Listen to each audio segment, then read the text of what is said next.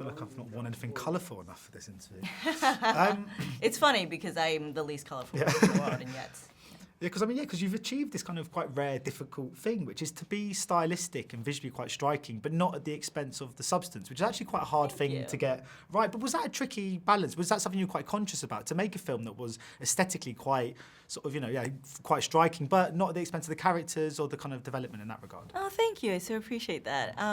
Yeah, it's definitely a challenge, and I think part of it is trying to ground the style and the visual aesthetics of the movie in character. And so a lot of it was driven by Harley Quinn, because that's the perspective of the movie. And so what would Harley's world look like? What's inside her brain, and what's her Gotham? And so that's kind of how he created the world.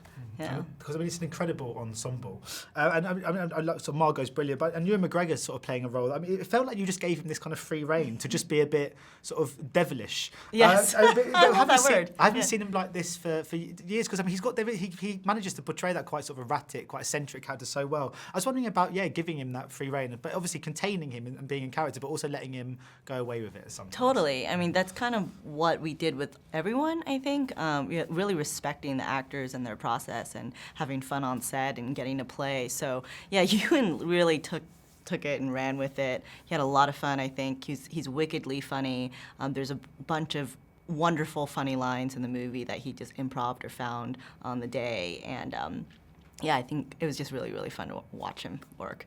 Yeah. Of course, Patty did a fantastic job on Wonder Woman, and you've done a fantastic job here.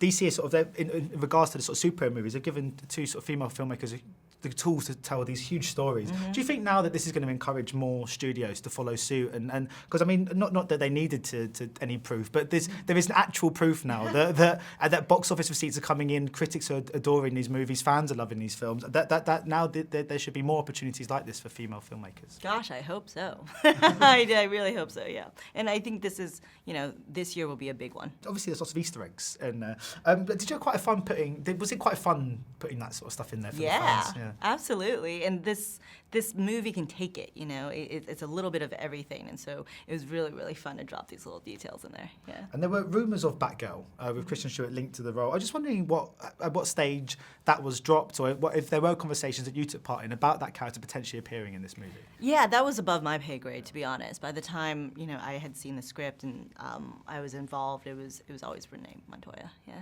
And just going back to speak about Patty Jenkins, I was reading that you spoke to her and she gave you some stellar advice. Yeah. What was it that she said that you think really helped you on your way? Well, basically, I called her during pre-production, and I was just like, "How do you do this? How do you manage all these people? And how do you just make sure you get everything done in time on such a scale?"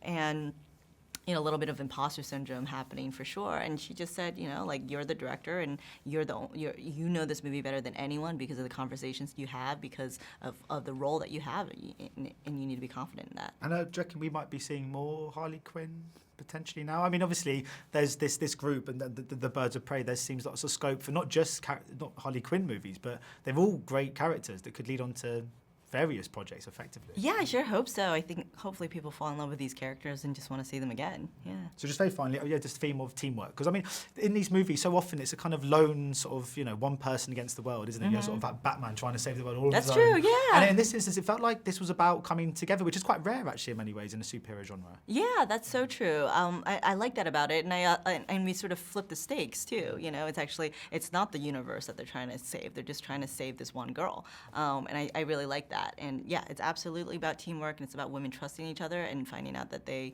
are actually stronger together than they are apart. Brilliant. Thanks so much for your time today. Much appreciated. Cheers. Thank you so much. Ladies and gentlemen, you're watching Hey You Guys!